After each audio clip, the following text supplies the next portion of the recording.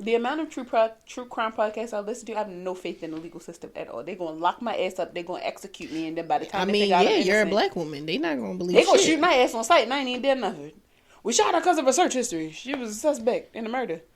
50,000 even know if it was kilometers away. That she had nothing to do with. You don't even know if it was mute. Searching that shit up on my phone. Just because I'm black.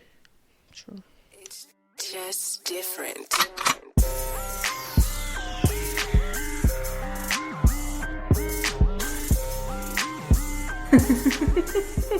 Welcome to another episode of Jaded and Evolving. Hello. We are your hostesses for Jaded and Evolving. I am Natasha Soul. I am Christian. Do I need a second name? I'm just Christian. That's all I am. That's who I am. When you put what is your tagline is Ratchet Righteous. And I was thinking like, well, I call myself like the creative creator, so we could do that. Not AKAs, but like hey, it's Natasha here, the creative creator.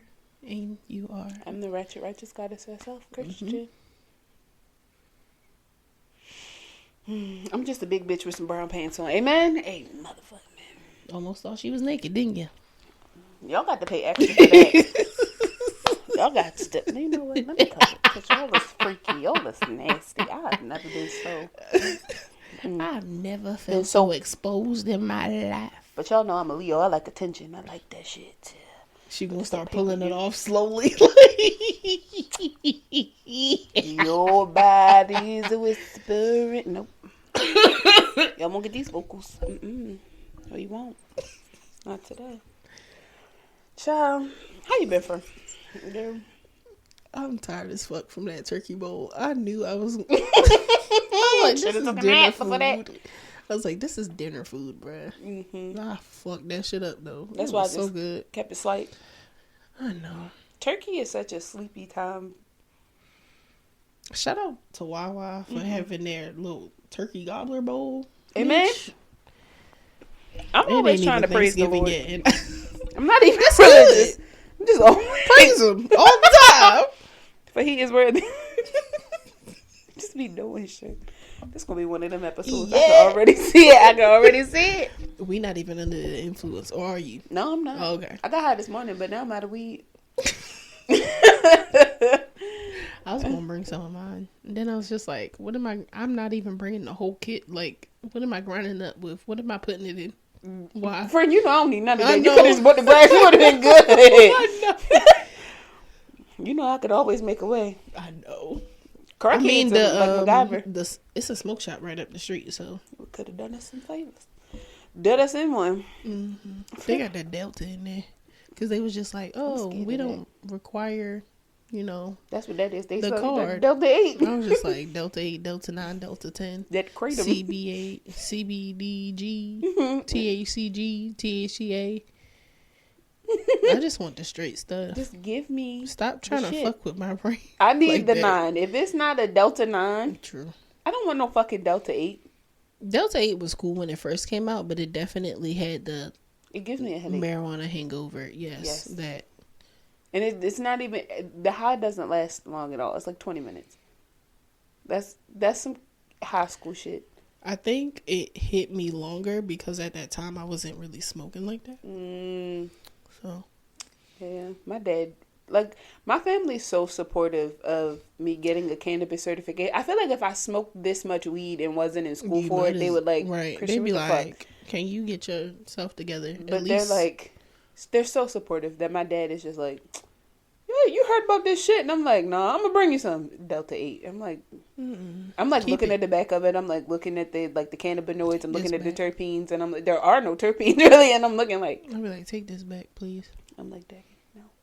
Give this to a crackhead. They probably or I'm just like, give it to somebody who doesn't smoke. Like, there are people in our family who are older. Like, a lot of my older family members smoke weed for like chronic pain and shit like that. Because they still gonna have the high. They still gonna have the psychoactive parts. They fine. It's just not gonna be as intense. My family is fine. These are some strong people. I believe in them. It's also like my great aunts and whatnot. Yeah. Yeah, my mom knows that I smoke, but like in passing, I told her. I was just like, yeah, every now and then. She was like, oh, okay. She was like, well, you know, when we used to live in that apartment, I had some in the thing. I was just like, yes, Mom, you told me before. And I asked for it, and you said no. I don't understand. Now I'm an adult, and I can pay for it myself. I'm not asking you. I know that when my mom first retired, she, like, ate an edible. And it was the funniest. She called me, like,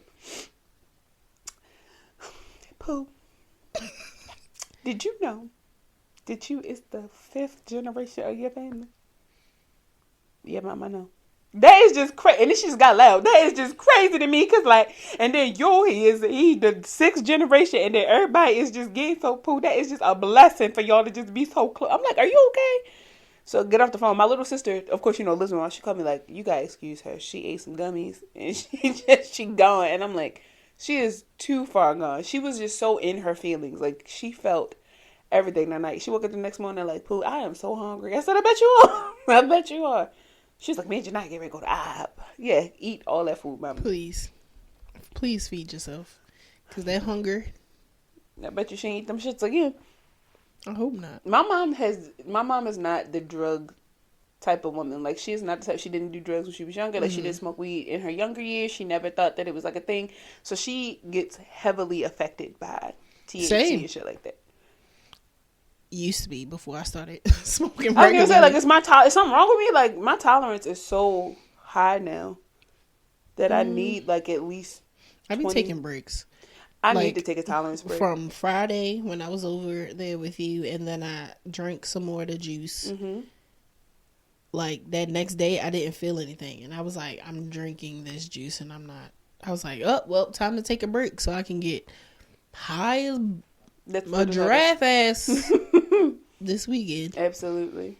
That's why I can't wait for vacation, because I know I can't smoke for that week. Oh, true. I'm not even like, it's something about being in the water high. Yeah, no, that's not going to sit right with me. And my kid is there? No. Got to watch him. Yeah, that too. But I'm just thinking about like being on a boat, it's moving, I'm high, my equilibrium. And then trying to like watch him. He's not a problem. He's just very active. So he'll dart the fuck off like, Mommy, let's go here. And I'm like, can you walk? Like, if I'm high, it's like, I got to keep my eye on my fucking kid. So if I'm starting to see two of you, which one do I chase? You know? So not the one that's over in the water. Yeah. Not the one running on the water. The one still on the boat. How I know my baby not special? How I know he ain't got If he ain't done it before, he ain't gonna do it. It's the first time for everything. I'm just saying. What are we getting into this week, Fur? We are going to talk about self-concept. I hate everything about it. Makes me look at myself with a mirror. Your whole being. I don't like it. I learned about it because I was just like, why my self-esteem so damn? Yeah, no, that's an honest question. I was like, why the fuck am I like so down on myself like this? And then I started listening to the little what are those? Not the binaural beats, but the other ones. No, the other ones when they're like talking, but their talking is really low, like you barely. It's hear like a guided meditation, but like it's like deeper. Behind the music. It's not. But I can't think of the name. It's not. You know what I'm talking about, though. But so I played one of those, and I was just like, "What is the purpose of this? Like, I don't understand." It's a subconscious tag. So yeah. Yes, subconscious messages and stuff like that, and I was just like, there has to be more to this. So I just started looking into self-concept. And what did you discover about yourself necessarily? And I guess in that, a lot of the things that I think about myself have come from other people. Yeah, which is a huge issue because, again, for like the 15,000th time, who the fuck am I? Yeah. Other than being Tia Natasha Adams. Yeah. Like, who am I? So I had to, that's a part of the shadow work as well. I had to look at myself and think like, why am I still holding on to all these things that, you know, bullies from middle school, elementary school, high school might have said, or mean things that, you know, people in my family might have said when they were just upset about the world and stuff like that, and holding those things so close. I mean, because I was a child, but like I'm an adult now, and I know that these things are not true. And it doesn't have to be your belief system if you don't choose for it to be, yeah. And it's not personally who I am or who I see myself. Absolutely. The times that I see myself in all my glory, I'm still that person, even when I'm down in the dumps. Like, I'm still a great person. Because you can't be up all the time. No. You can't. I don't even think I would want to be up all the time. That's a big, like, burden. It can to try to be up all the time. Like, to never have a dull moment or a somber moment, or to never experience sadness. Like, imagine somebody close to you passing and you just don't grieve. You just problematically positive. Like, she went to a better place. She's way better. Like, your fucking mother got hit by a truck. I know, but it was like destiny. No. Bitch, no. That is a very problematic thought process to have, though. And some people do have it. Some people are just positive all the fucking time. Some people are negative all the fucking time. So having that, it's a very thin line. It is a very thin line in duality, because you can fall within that thin line to the point where you never pick a side. Right. And I think that that's almost dangerous. Yeah. Almost more dangerous than not picking a side. You know, than having a side. Yeah. And it's like also learning, like, the way that I process things mentally too. Yeah.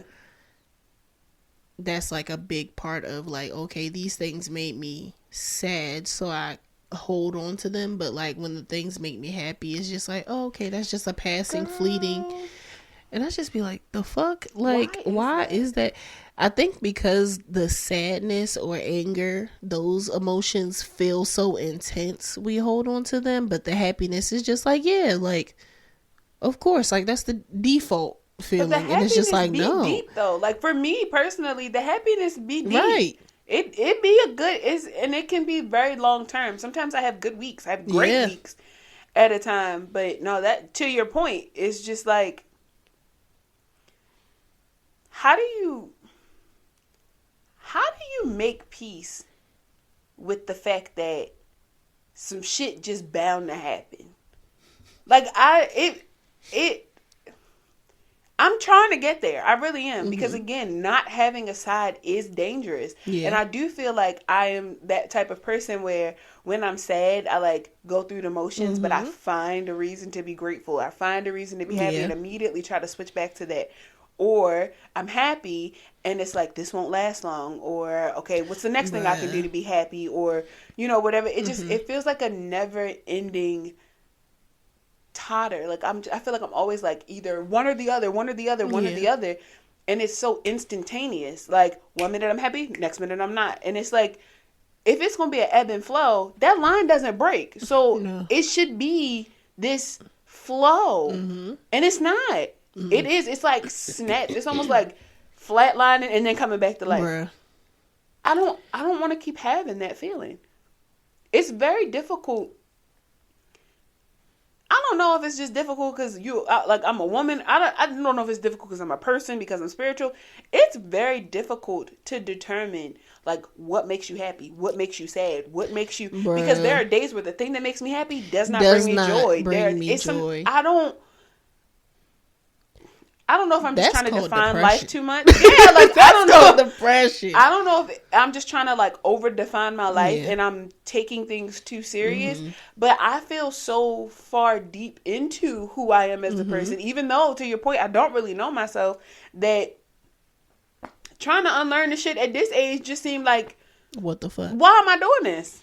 So it's like, when it comes to, like, unlearning, like you just said, like, why am I doing this? This is so, it feels so fucking ingrained. It's kind of like every day you just have to kind of switch certain things.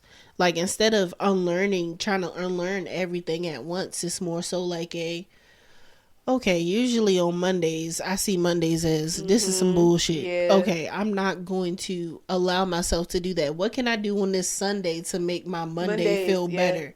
Okay, now I don't feel shitty about Mondays anymore. I can go about that, And then just, it's like a small, it's like change. Small things. Yeah. Not having ADHD and not being diagnosed, I feel like I had to go about things differently. Like, I still don't have an ADHD diagnosis. It could be totally other shit, you know? Like, I don't know. But I do know that there were times where I realized that I was, like, unorganized. Mm-hmm. So, like, on Sundays, I pull my clothes out for Monday. Mm-hmm. I could be pulling my clothes out for the week and not have to deal with that shit at all. So, like, that's the next step to the first step, you know, to your point. So, I do think that there are things that we could do to switch it. But it seems like everything has to be so sure of, right? Everything has to be so confirmed immediately. It's that instant gratification thing. I think a lot of what happens on social media has rolled into reality. Yes. So that idea of like waking up refreshed in the morning and putting on our robe and washing our face and having all this time, it doesn't work like that every day. I do have those days though. I have those days, when it's especially on the days that I work from home. I have those days. Could get up, go to the gym. I come home, take my supplements, can drive my kid to school. Like, I can have that day and still sit down and do my work just fine, get my schoolwork done, whatever. Mm-hmm. But those are the days that I don't take for granted, like, at all. Right. Because there's so few far and in between. Mm-hmm. I honestly am not looking for it to be my everyday schedule either, because I feel like when you get too comfortable in that, you are not well prepared. When you deterred from it, it's just like, oh my gosh, I wasn't able to do this. And I don't want change to come at such what feels like such a detriment when it's not that deep. Just because I have to pivot away from my day-to-day schedule should not mean that I feel like it's the end of the world. Yeah. So how do you find, having ADHD, having a diagnosis, how did you find, I guess, solitude in understanding that, like, you know what's going on, you know that there's a reason affecting that, you know that there's something that you should be doing, but you also know that there are, like, barriers in the way just by your thought process in general that kind of stands in the way of you making the change immediately. I'm still trying to figure that out. Okay. Like, I feel like every day I learn something new about myself since I've had the diagnosis. How long has it been since you were diagnosed? Like 2 years. Okay, cool. So I received a late diagnosis like a lot of women. And it's like, some things I'm just like, that makes sense. How do I fix that? But other things I'm just like, okay, I have things to do. This is not something that I want to do. Right. How do I make this so that I want to do it? Yeah. I'm still trying to figure that part out. Like, I've seen so many, like, the little chore charms. Mm-hmm. I'm going to try that. Some other things, but I'm just like, I try to look at it as, what makes me get up every morning to go to my job? I have bills to pay. Other than that, what do I go to work for? Yeah. No. Yeah. So how can I apply that? I don't fucking know, because I don't know why I go to work other than to pay bills. I mean, the people that are there are cool. Right. Yeah. It's something that I like doing. That's the problem. Yeah. These things that I don't like doing are not things that look appealing to me right now. So I don't know. But it's like, it's a small, like, you just have to do research. Take time out to figure out, like, has this worked for me before and I'm just pulling away from it? Yeah. Let's get back into that. Like, we enjoyed doing this, like going to the gym. If I miss a day at the gym, I just be like, oh, well, I ain't going. I'm gonna start next week, and I don't go back until the next month. I'd be like, the fuck? And I enjoyed the gym.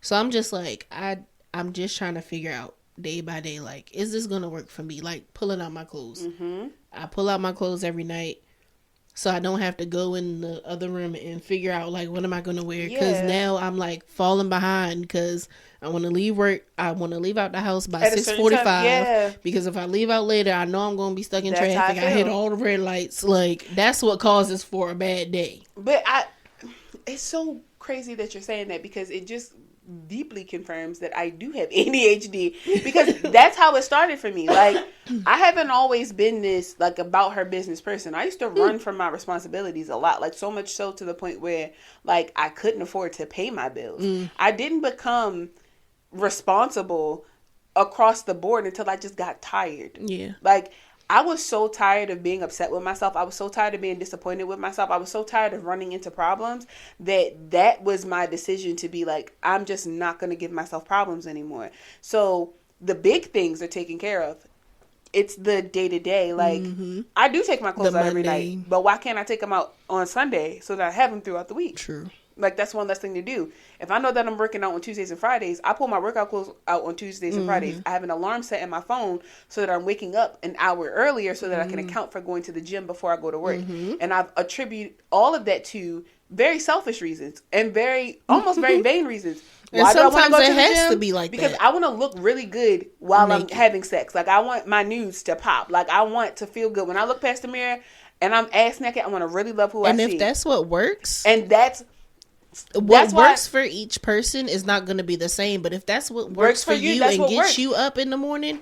That's why I try to, like, especially in teaching, I try to simplify it for women. Like, it's not always about this spiritual thing. It's not always about, because I'm going to be a better person after all of this. Fuck all of that. Maybe you just want a fat ass. You want to be happier?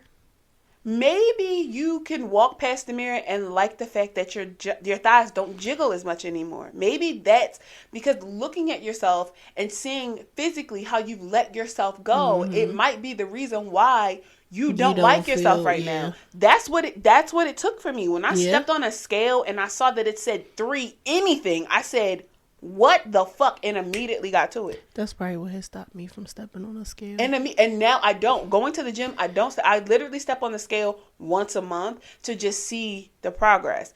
Being back down, being in a space where I feel like I've started to intuitively eat. I've started to, nothing is about being so strict and so hard on myself anymore, because I know that a part of my self-concept, of my belief system, is to not be perfect. Perfect me needed to see a scale. I needed to see numbers. I needed to see, like, I needed that. This me is like, I feel better. I'm more flexible. My joints don't hurt. I have more energy in the morning. I have mental clarity. All those are the reasons why I go to the gym. It really doesn't have a lot to do with weight loss anymore, or even just like vanity. It's the fact that when I wake up in the morning, I feel empowered. When I leave the gym, I feel like I can take over the fucking world. It feels so good. I need that. And then that shower afterwards, that's one of the best showers. And I need that. That joint in the morning, that white boy and that cup of coffee after the gym, that's peace for me. Like, I look forward to that. So I have created. They said it's a good pre-workout. I do. Sometimes I do smoke a sativa, because if you smoke it, you ain't doing shit in the gym. No. A sativa before the gym will have you on that damn treadmill. Sativa and some type of pre-workout. I don't recommend actual pre-workout, like a scoop of pre-workout. That's entirely too much caffeine. They said matcha is good. Matcha's great. Matcha is a good one. Even a slight, like, shot of espresso is also good too. My absolute favorite, go to Walmart and it's a pack of, like, energy, like caffeine. It's $2 for, like, a pack of 12. They come in multiple flavors. It's not pre-workout. It's actually supposed to be, like, midday for, like, the people who garden and shit, or, like, people who mow lawns to get their electrolytes and shit back. It's not like the 5-hour energy. It doesn't have a ton of caffeine in it. So when you take it, you start, like, and I usually, like, eat a banana or something before I go in the gym. Oh, yeah, for sure. I will probably be, like, maybe mid-set, like, my first set of reps, when it finally kicks in. And then you be going ham. I blink and I've been in the gym an hour and a half. Like, it's a great time. It's a great time. You have to find what works for you. And I try to tell women that, especially when it comes to working out, because weight loss is a big thing for a lot of women. Don't make it so much about the pounds. My clothes, a lot of them don't fit anymore. A lot of them have gotten too big. I went to go try on dresses not too long ago. She was pulling out sizes I haven't seen since high school. To be able to fit into that comfortably, no, like, undergarment, no, not needing any of that. The fucking mastermind tour, I think I told you, we were in DC trying to move the marble table. She put the table down. I still had that bitch. So she was like, damn, Chris, like, I'm still, it feels good to be strong. It feels good to feel good. Like, granted, like, the looks is coming in. Like, I'm with it. But it just feels good to feel good. Yeah. So sometimes you have to search for the feeling of things even before it's there. Yeah. Search for how it felt previously so that you can use that as fuel for whatever it is that you're trying to get to. And I think some women who don't have ADHD diagnosis don't have the help. They don't have the knowledge to know, to research. They just don't. Nobody's assisting them with that. So, I mean, you knew. Like, you were like, listen, I'm going to the doctor. Somebody going to tell me what the fuck is going on. But for my ladies who, like, this ain't just don't have insurance, or they go into the doctor and they can't get the diagnosis, like, what do you do? I don't want to say rely heavily on the diagnosis that they have on Instagram and TikTok. Like, that can be a lot of neurotypical people sometimes deal with that, like forgetting things and stuff. But, nigga, if you know, like, you just saw that thing and then you turn this way, and then you turn back and you're just like, what is important over here? You might have a little issue. Like, I be forgetting things. I'm like, damn, what the fuck did I come in here for? But it's like, it's good to do your own research. They have a lot of like self-screening tests, like for ADHD and autism, because I've done some of the ones for autism, because I'm just like, bro, I think I'm ADHD. I don't think it's just ADHD anymore. But they have a lot of self-diagnosis tests out there, so you can take them yourself, and it shows you like, okay, you might be on the spectrum, or like you just might have a little bit of anxiety, depression every now and then, and stuff like that. So that's what I used as well, because I was seeing stuff on Instagram, and I was like, I don't want to rely heavy on what these people are sometimes pulling out their ass. Like, it's not like, sometimes I'm like, that doesn't make sense to me. Did getting a diagnosis affect your self-esteem at all? Yes. Really? It made me look back to, like, I had texted you that one time for the video. It made me look back to, like, who I was in high school. And it made me think, like, if somebody would have saw this sooner, I probably wouldn't have graduated with a 2.0. No, that's some real shit. Like, I probably, like, regardless of me graduating with my CNA, GNA, being the only one with my GNA, like, I'm, like, looking at all these negative things, and it's just like, bitch, you're the only one that graduated with the GNA part. Yeah. Ma'am. You don't account for that, though, because you're too busy looking at the other shit. Yeah. Right. So it made me, like, really, like, look like elementary school. Like, I did have a hard time reading, and then I excelled past the gifted and talented, and I was still mad because they ain't put me in the program. I'm like, bitch, I'm reading better than half of these bitches in here. Like, I was like, why? Going for the goal had a lot to do with being denied for the initial thing at first. Like, did it make you go harder in the interim from the, like, so for instance, having the 2.0 GPA, was there at any point where you saw yourself on the decline where you were like, I gotta go harder to prove to yourself that the 2.0 wasn't the end all be all? Or did you only see that, like, all this shit is happening around me, but fuck all that, I just got this 2.0? It's kind of half and half. Okay. Because there were times where I was just like, I know that this GPA does not define who I am. Because I can fucking take tests and not study and excel. Like, I'll get a 98% and be fine. Yeah.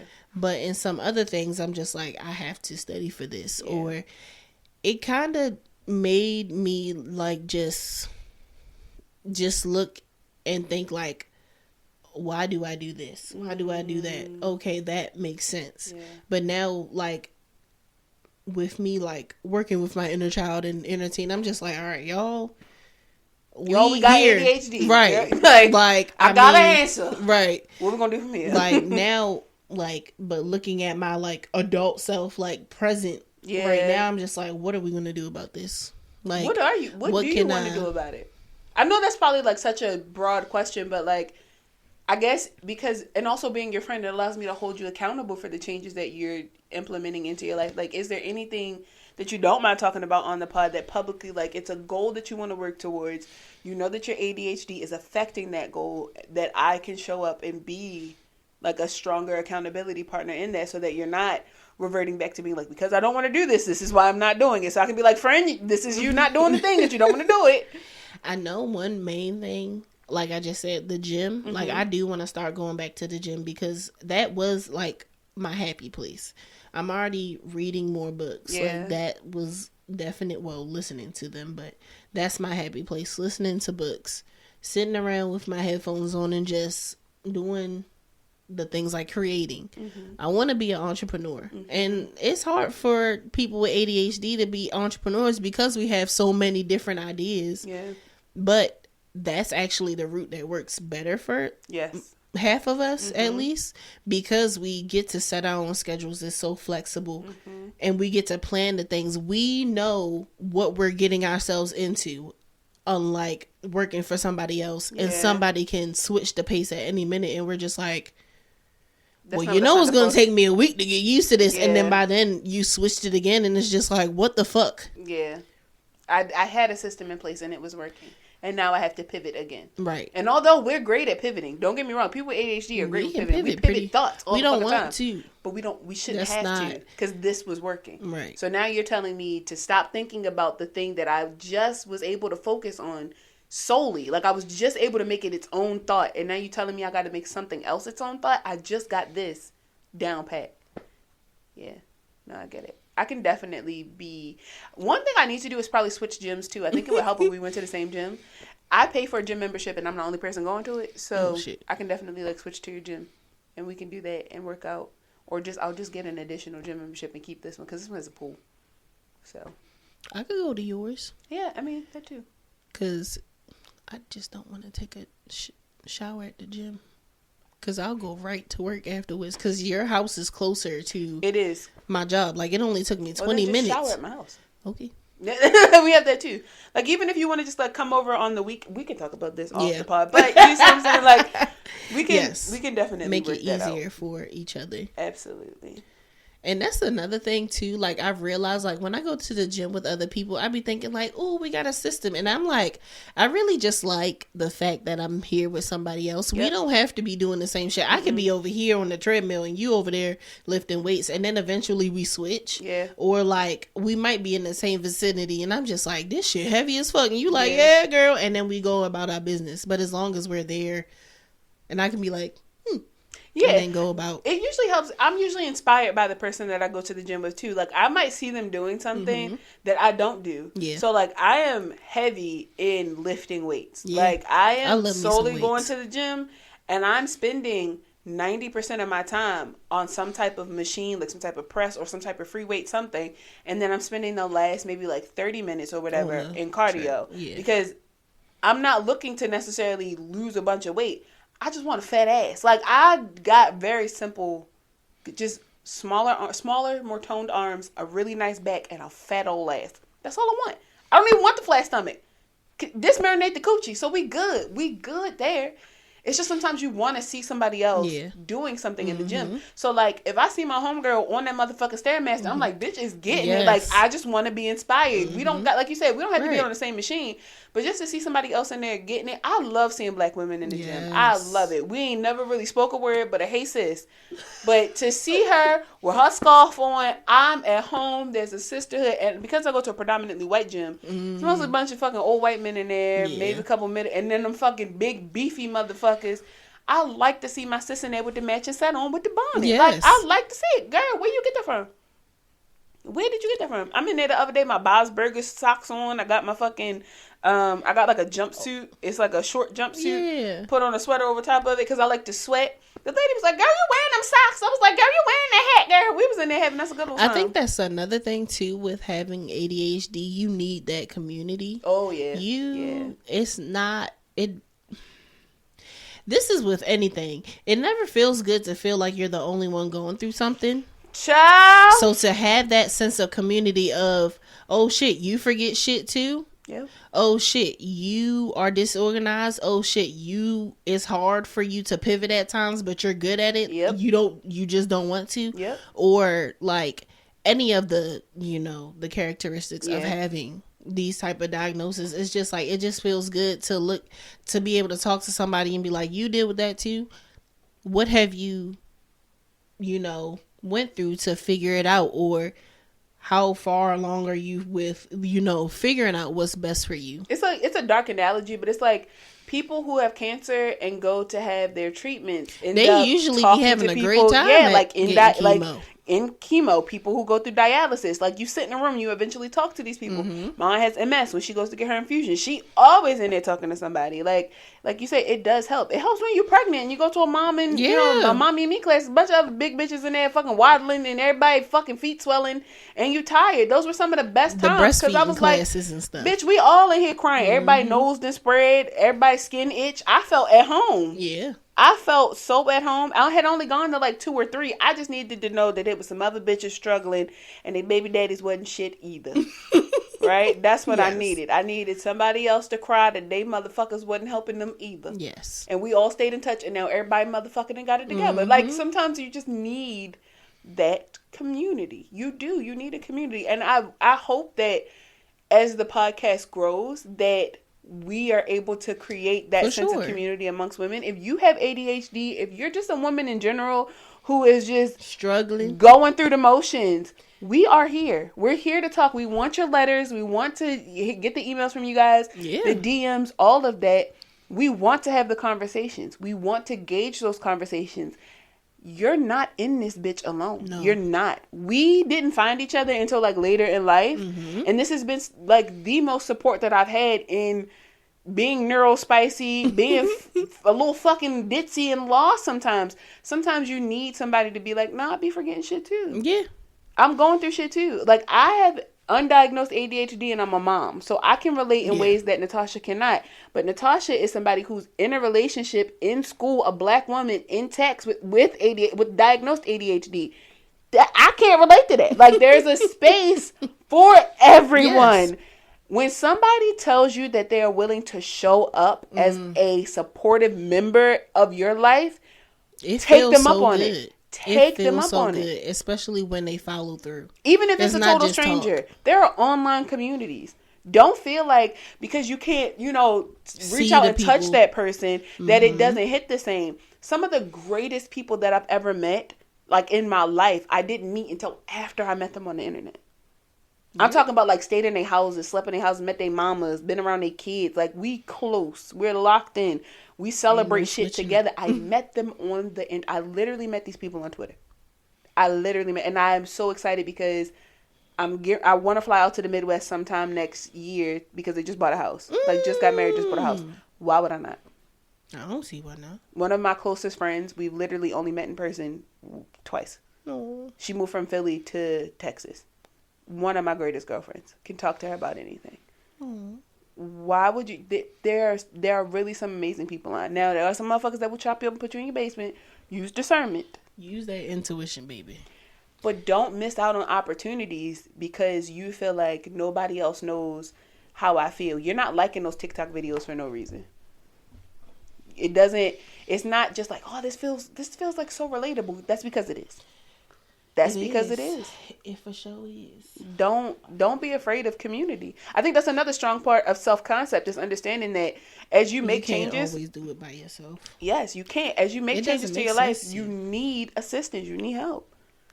You need that. You need somebody that's going to pull you out of that hole or push you or root you on. Yeah. Especially self-esteem. Like, speaking to that, when you don't feel your best, sometimes you need your friends to be like, girl, you wearing that outfit. Girl, I love your hair. When you had that Britney Spears moment and shave all your fucking hair off, maybe your homegirl like, girl, your hair is a little big. You right. But they got earrings to fix that. Mm-hmm. And now we got turn on earrings. Out. That's community. And that's a part of self-concept is knowing that there are people around you that are going to show up for you when you cannot. That is so important. It really is. That is so important. And that's why I'm so thankful for you specifically, because you do not allow me to, one, sit in my shit, but two, if I'm not sitting in my shit long enough, you be like, friend, maybe you need to marinate on that. Like, maybe. I definitely be telling you, take a rest. Like, think about that. Take a nap. This is, even now, you're like, you're in limbo. I'm like, I'm not. I'm losing my fucking mind. You're like, that's because you don't know how to sit the fuck down. You don't. You really don't know how to rest. And now you're freaking out about the fact that there is so much on autopilot that you don't know what the fuck to do with the rest of your time. So you're trying to find shit to fill it. I don't know how to do nothing else better other than that. So just take me as I am. Like, that's a part of my self-concept. I know that's a part of me. And that's a part of literally. I know I ain't shit. And that's a part of the self-concept, realizing these things. But that's also a part of breaking that with being in certain ways so long and stripping away though. Like that's a part of like, oh shit, I am always on go. I am. I don't know what the fuck sitting down looks like or chilling looks like. Like my mom, even when I'm chilling, I'm not.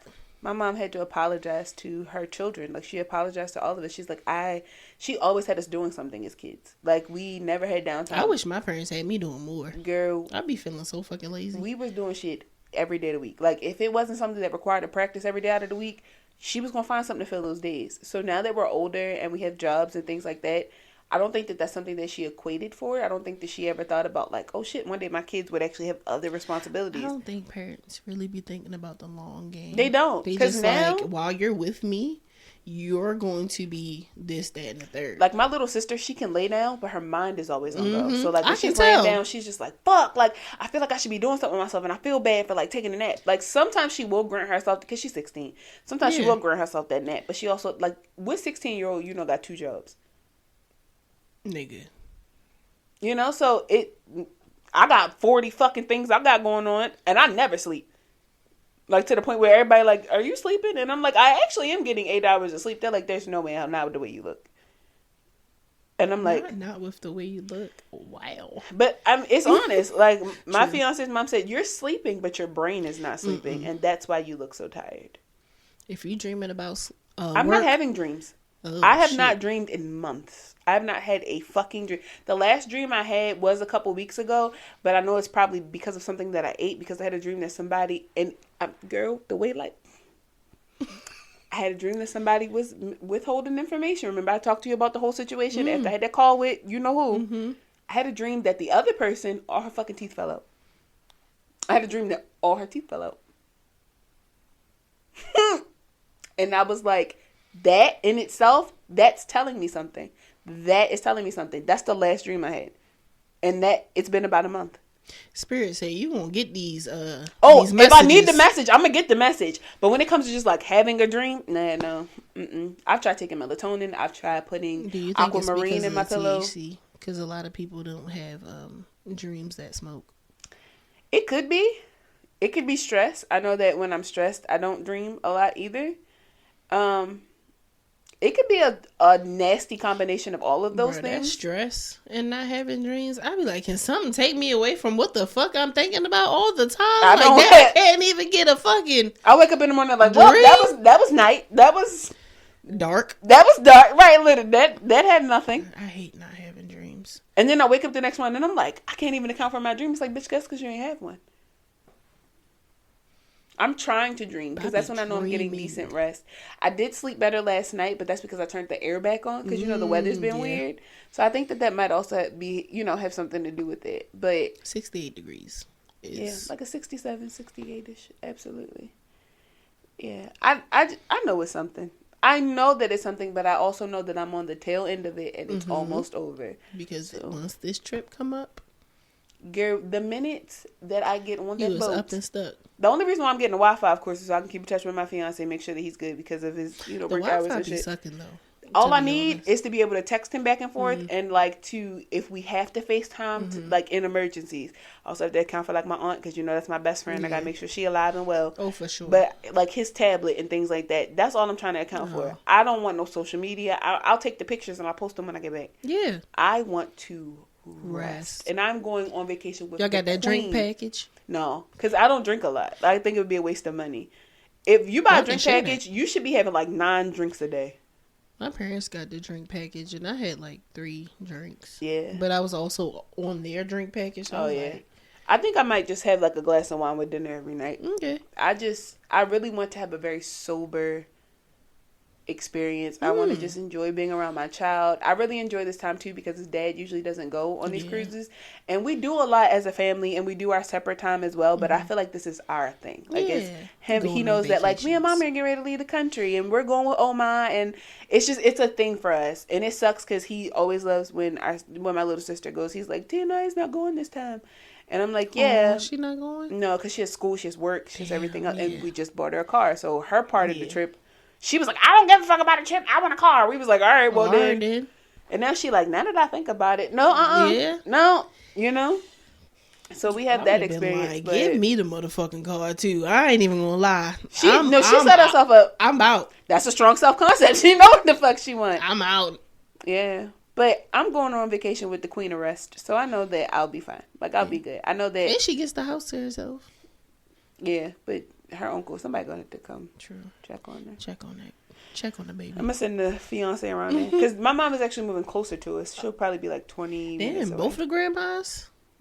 Yeah, girl. Like one up the block, and the other one, she just gonna be like a little skirt away. Probably like, if I hop on the highway, maybe like 3 exits, so like 10-15 minute drive. Oh yeah, it's up and it's stuck. I just hope it's not up and stuck the other way around. Like I don't want my mama like she at my always house. coming over. Mm-hmm. And then now I got to move, and I tell her where I'm going. She already think my house a PO box. She be getting stuff. Girl, talk about something. Why you ain't open it to see what it was? You know I don't know what the fuck I be ordering. Why am I opening your packages? That's your mail. She talk about something. You was a terrible postal worker. I would never.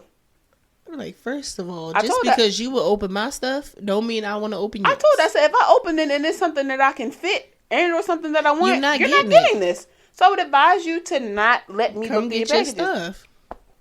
But don't tell her nothing. Mm-hmm. Especially if she start ordering shit for this cruise. Don't tell her nothing. When it's in my suitcase and not hers. I tried to tell you, Ma. I tried to tell you. It's mine now. It is mine now. Girl. So, with all that being said, why do you think self-concept is important? Like, I think is it trash? The top 3 reasons that I can think of is, 1, because it allows you to determine your friendships and your acquaintanceships better. So because you have a true sense of self, it allows you to pick better people, in my opinion. I think the second thing is it's just great for your mental health. I think when you have a lot less questions about who you are and you have a strong, self-concept, it helps you to create stronger boundaries. Yes. It allows you to show up for yourself because you know what you will tolerate and what you won't. And I think the third thing is that it grants you instant gratification, right? Even if the thing you're doing doesn't grant you instant gratification, knowing that it's in line with who you are as a person is instant gratification enough. Now that might just be like personal for me, because that's one thing that I'm working on with being in social media and doing so much. I think that sometimes you look for the likes, you look for the analytics. You know, with me, I'm always looking at our numbers. So I think that sometimes in being a creative, you do lose sight of just the creativity. So from a creative aspect, I think the third thing, just having a strong self-concept, allows you to just still be passionate. Like it still allows you to, even if you're doing it for the money, to still have that sense of being like, damn, this is still something I love to do. But I won't do that. Yes. I ain't doing that. Yeah.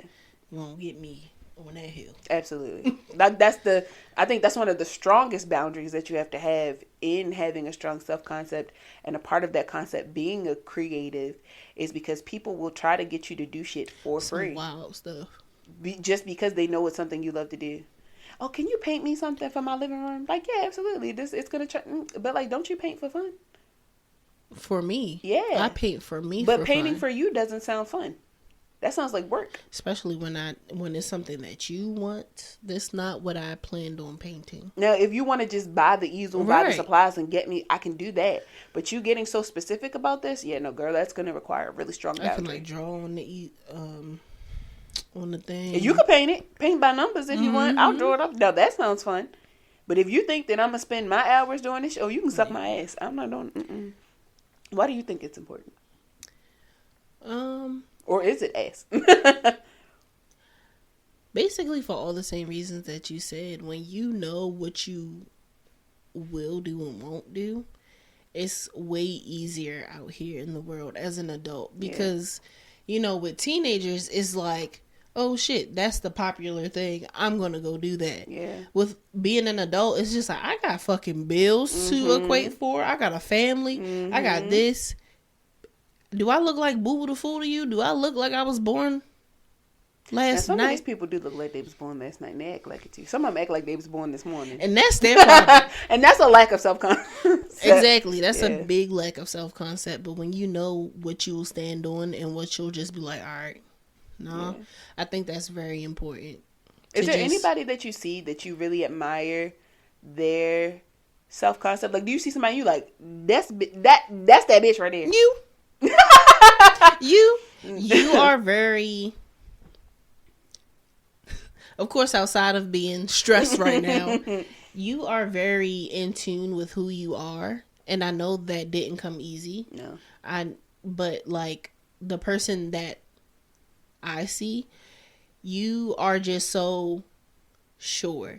You don't let people get you out of your character, and if it seems like it's out of character, no, bitch, that was me. You just never seen that side, right? Yeah. You are very confident, and I know that took time as well. Yeah. But like, I really admire the person that you are. Oh, Like when you be hyping me up, I'd be like, I'm trying to get there. I'm really trying to get there. And I know you mean it wholeheartedly when you be hyping me up and you say positive things to me. Because you do have a personal power. And like, you're right there. Like, that's the thing that blows me sometimes. It's like you putting your foot in the water, like your toe in the water. And you're like, I want to jump, cold. But it's cold. And I'm like, but you know that pools are cold. And you like, right. Can I just jump in here? But it's like, you got the swimsuit on, you got the flippers on, you got the goggles. Like, you prepared. Like, you are so prepared. But the idea of actually jumping in the pool is the thing that scares you. And I'm like, it's very scary to me to become this person that I haven't been in so long. Metaphorically speaking, you got your ass up, got in the car, came to the pool, put your clothes on at the pool. I have been preparing myself for this my whole life. You done came to the pool multiple times, saw the pool, said, that's the pool. But you won't get in the pool. And I go back home. And I'm in the pool like, what the fuck is you doing? I just can't do it today, friend. I can't do it. You gonna get your ass. I can't do it. Can I just sit on the side? Or my absolute favorite, you get in the pool, you go, okay, I'm getting out. And I'm like, no, you're not. No, you're not. I do be in there sometimes. And I'm like, do you not realize, like, you'll say something every now and then, and you'll be like it'll be like a yeah, like it'll have like a real like yes on it, like a very serious, and you be like, let me stop, and I'm like, no, keep going, and you be like, I'm gonna stop. No, you're not. Let me chill. No, I'll be like, that was kind of uncomfortable. Yeah, you're like I don't know what that was. I don't know who that was. It's like when you fart in public. Like, I don't know what that was. Yes, that was you. You did it. Whoever smelt it, dealt it. Like, that's you. Like, I don't know. I don't even know who that bitch was. That is you. And that's why, like, we had that conversation. I was like, I'm actually more offended that you think I hang out with ugly people. Like, that's the thing that's blowing. Because what?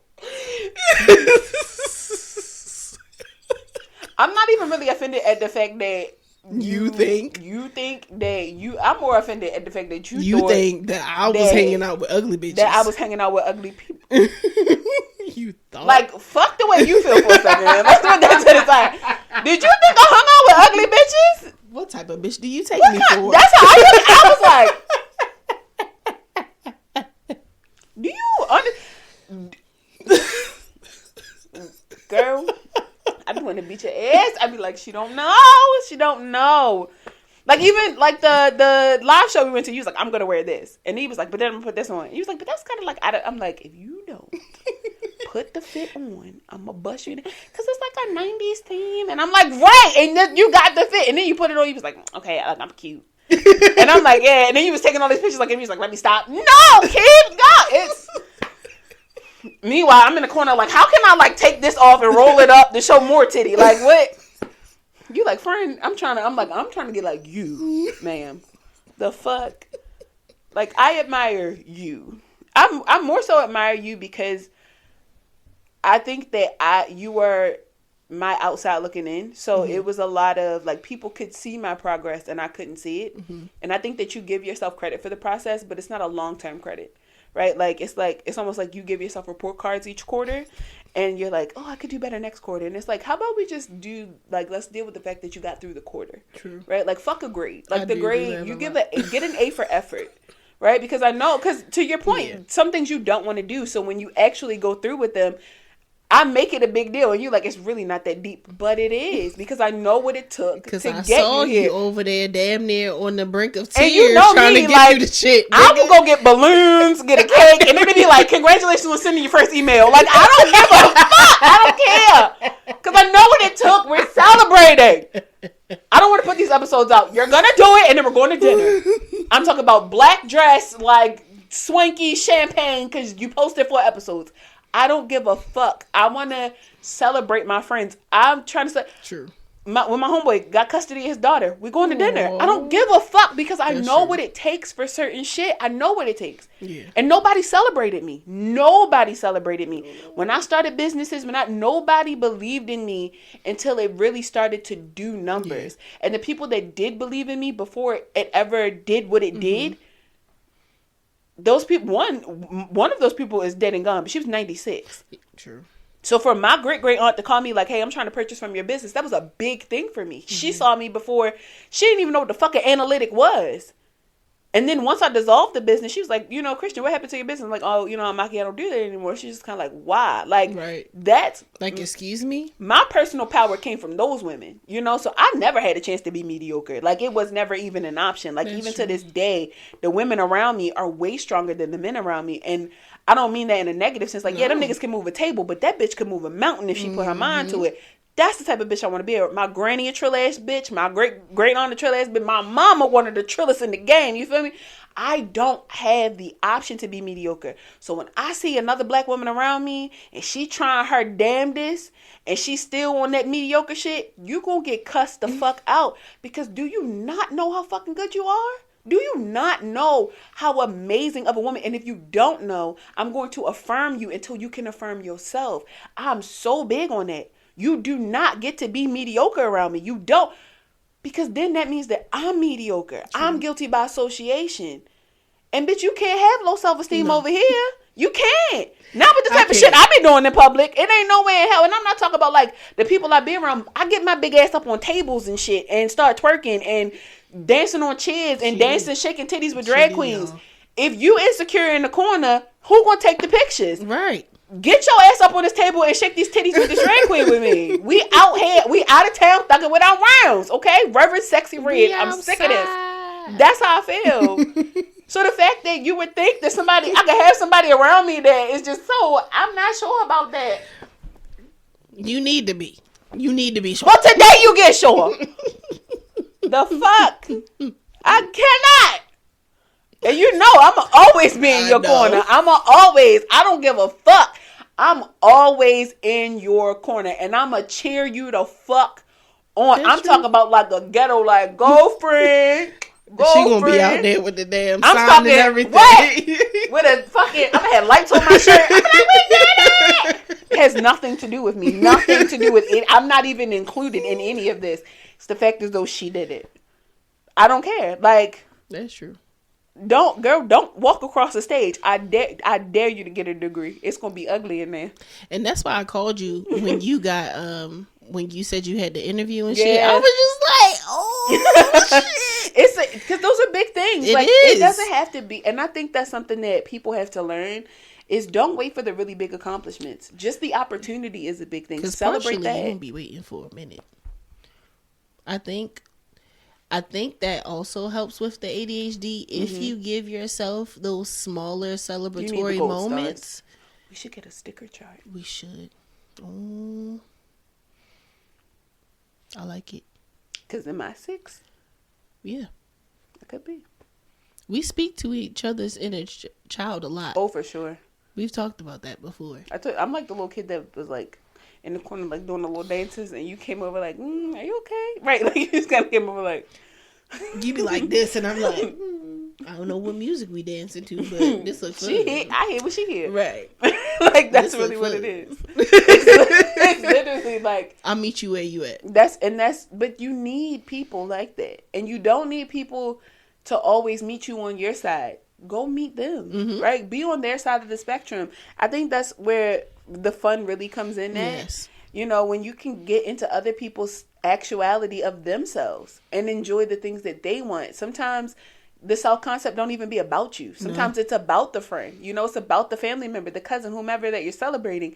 Because when you can see how they've worked so hard for something, and like I'm planning a wedding, you know, yes. I know that that's going to be a joyous day, and I know that the people around me are going to be so happy. That's a part of my self-concept, but a part of their self-concept is being supportive of me. Yes. So I just think that it's important that you show up for people on their spectrum, what they got going on, and just to be excited for your people. Like, if you're not excited for your people, don't be around your people. Because the way I was about to beat that nigga up. Girl. Sometimes.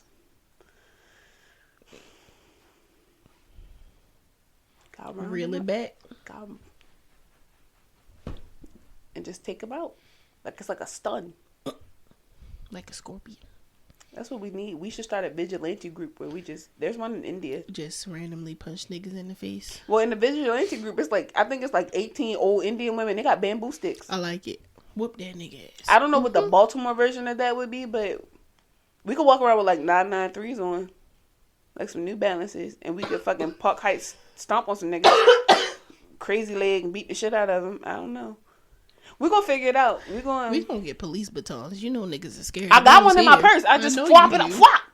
Listen, because if you stay ready, that's my self-concept. If you stay ready, you ain't gotta get ready. I got the pepper spray. I think we good. I think I aim pretty well. I think between my stick and your pepper, we is one vigilante. I just gotta be like, I'm like, all right, you got him down? All right. or I sprayed him and then you beat his ass on the floor. Because sometimes you looking like Martin, just welted up after you gotta put your hands on people sometimes. That's a part of my self-concept. A lot of people need. That's a part of who I am as a person. I am a very violent person. I'm not. Violence is not the answer. I personally believe that violence is a universal vocabulary. The word. I feel like cause if I shake your hand, right, and you shake my hand, we might not even know what we're shaking hands about. But if I cock back and smack the shit out you, you know we have a problem. Mm-hmm. So sometimes my words is not enough. Sometimes I have to put my hands on you to articulate the problem. Because maybe you don't comprehend. You know what that's called? Fair communication. I tried talking to you. It didn't work. So I put my hands on you. All right, Malcolm X. Progressive. That's all. I'm just for the people. Malcolm C. Malcolmisha. Purr. Malcolm X was kind of fine. I'm just saying, you know, as a leader, he could lead me. Amen. I'm going to hell for that one. All right, you right. You right. No, because it's the truth. The fuck? What else did we put in here? Breaking generational curses, being a part of developing self-concept. I don't want that. I don't want that goal. I don't want that rule. What? I don't want that one to break the generational I don't want to be that one. I feel like you've already done it, though. Girl, the way that you raise you. Oh, girl. Nigga. Girl. If it's nothing else that you change about the my way mom said that too. You raise him totally different than the way that your mom and dad raised you. My mom was like, "You are an excellent mother," and I was like, "You are, nigga. Fuck you up. really are." Like I tell you every time I come over there, I be like, "You are such a good mom." Thank you. Because the way he be running around, I just be putting myself in auntie mode. Like he's fine.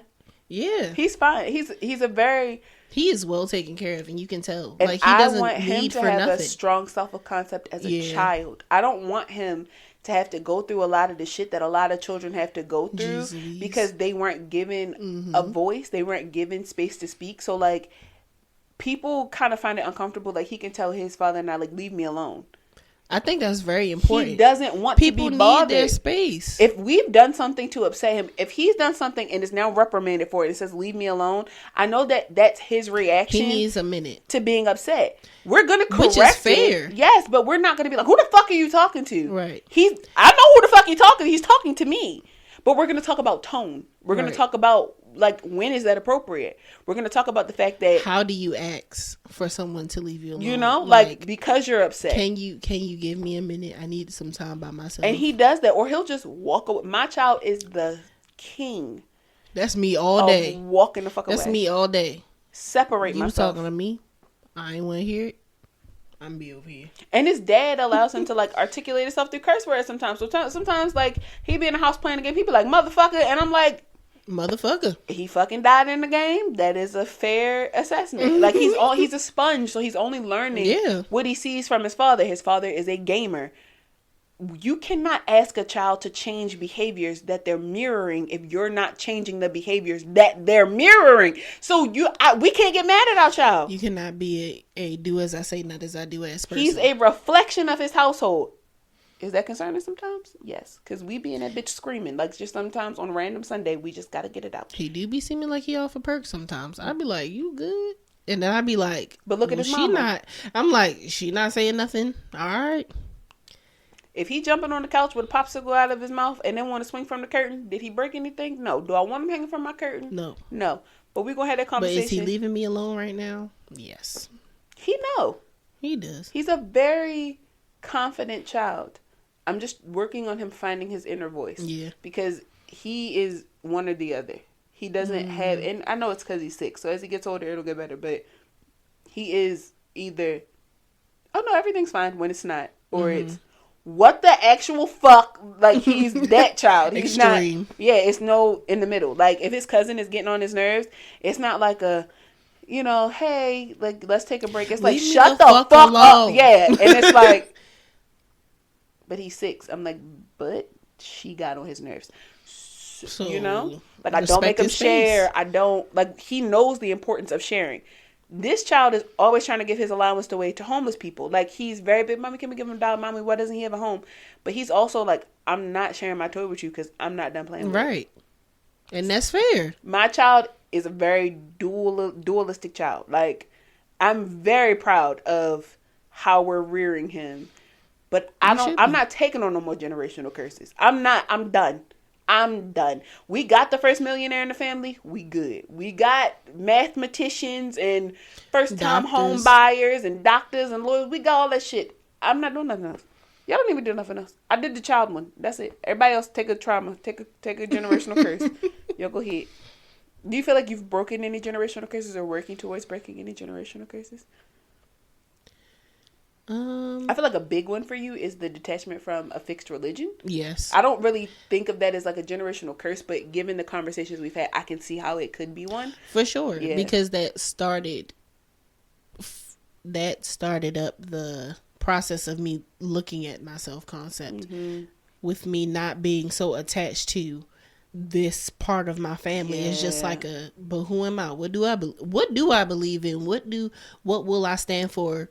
What will I just let slide? Yeah. And stuff like that. And also with me speaking up to my mom, I think that was like a big thing because before it's just like people pleasing, like, okay, whatever makes you happy. But it's like, I got to a point where I was just like, I'm not happy doing whatever makes you happy. And I don't even fucking live with you. So why the fuck does that even matter? Yeah. I'm going to tell you how I feel. And if you can't handle that, we're on a no talk, no contact thing. Is deep, yeah. And like she really took it to heart and was just like, I mean, I accept you. I'm just like, but you always got a but with it. I don't like that but. So either take me for who I am. Mom, I like women. Yeah, you can have that, but don't bring that over here. Well, then you won't be seeing me when I am in a relationship with a woman. Yeah. Because if you cannot accept who I am as your daughter, then because I accept you, all those times that you put that, at all them times that you spoke to me like I was a nigga out on the street, you was upset and I ain't had shit to do with it, and you spoke to me like you didn't give a fuck about me, and I still love you as my mom, but you upset because I like a little coochie. I'm confused. And the coochie be good. Coochie ain't never broke my heart. Coochie actually has made the world a better place, to be honest with you. So why maybe you need some coochie, mama, to be honest with you. I was about to say that, but she's not the type. Then she been to knock your head off. Now your head rolling across the street. I be trying to be respectful. We didn't even pull topics for this episode, friend. I think that was the topic. I know. I'm saying our side topics. Stuff. Yeah. The logistics. Some episodes we might just not have them. Do you have an affirmation for the people? What does my phone say? I choose to be grateful even on difficult days. Absolutely. Do I have an affirmation for the people? My self-concept is strong. I feel like that's important. If it's not strong, affirm it till it is strong. Affirmations are not always to confirm what you're currently experiencing either. Sometimes you got to give yourself that pep talk to like get in the game. And even sometimes you have to, sometimes affirmations don't have to be things that you don't believe right now. Right. It can be the things that you actually do see. Yeah. I have a roof over my head. Keep it moving up, because you know niggas that don't. Because sometimes you become so caught up in life that you can't even believe that things are happening. Bruh. I got a roof over my head. Like, imagine. Literally. Yeah. Like, I have a car to get to work. I have things in place to get me to where I need to be. And that's true in the sense that you can see that. And it's actual true in a... Because there are things, not to get philosophical, but there are things that happen in your day-to-day that you wouldn't even know about, that could have been of help or harm. So just be thankful that that's not something that you had to deal with. Rush hour traffic, okay. But the lady who was doing 90 on the highway and got clipped from somebody doing 120 and took out 6 construction workers. But something in you told you to leave work 30 minutes later than usual. Because you would have been right there. She would have hit your ass. your car would have been on fire. So be thankful for the things that you can see and the things that you cannot see. Sorry to the people that have to deal with it, but it wasn't you. So. Your self-concept is strong. It's nothing wrong. Before we get out of here, there's nothing wrong with counting your blessings when it discounts somebody else's experience too. Like, be okay with the fact that sometimes it just works out for you. Yeah. Like, sometimes shit just works out for you. There's nothing wrong with that. Sometimes blessings are just literally handed to us. We don't always work for everything that it is that we receive. There's a lot of shit that I have received in my life that I had no business receiving in the time that I received it. Same. So sometimes the blessing just comes from you being who you are. That's it. It's not because of the amount of work that you put in. Sometimes God just want to drop you that gem. That's it. And be thankful for that. I know I'd be especially thankful. And even sometimes when things are removed, when you thought that you needed it the most, and then you like come to this part in your life where you're just like, damn, I didn't need that thing. If I had a wig, because when I got fired from this one job that I did not want, I was like, damn, like I got fired. Like I was upset. I was crying, ugly crying, because I was like, I ain't never got fired from a job. Yeah. But later on, I talked to this lady that gave me a reading, and she was just like, that was actually a blessing. Like, you didn't want to be there. Imagine working at a job that you didn't want to be at, and then you stay there for longer than you got to it, the bitch gets shot up and you die. Bruh. And that's the extreme, but those are some extremes. So, like, let's be thankful that sometimes situations do happen outside of our control. Like, just be thankful that's what happened, because it always works out in the end. If you don't take anything else from this fucking podcast, nothing the fuck else, please believe that everything works out in the end. No matter how bad it is, no matter how fucked up it is, no matter how bad it hurts, no matter what it costs you, no matter what it causes, it always works out in the end. Always. It has no choice but to. That's literally how life works. Literally. Unless you're trying to harm somebody. And even then, it still work out, because either you going to get your ass beat or do what's got to be done. I told you, I believe in violence. So it always works out. You going to get that head knocked off and be like, damn, I should be a better person. Yep, that worked out for you, didn't it? Now you're a better person. You're out here damn near a preacher. And if you out here murdering people and then you murder somebody and get caught and you in jail, it did work out for them people. And it worked out for you too, because you actually were homeless, and you had no sense, have a roof over top of your head, and you had no sense of not harming people. So this was your motherfucking lesson. Keep your hands to your fucking self, and maybe you stay out of jail.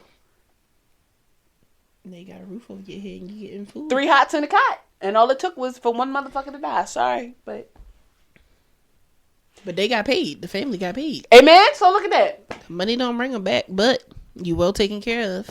Because they was living in a box. Life has no choice but to work out.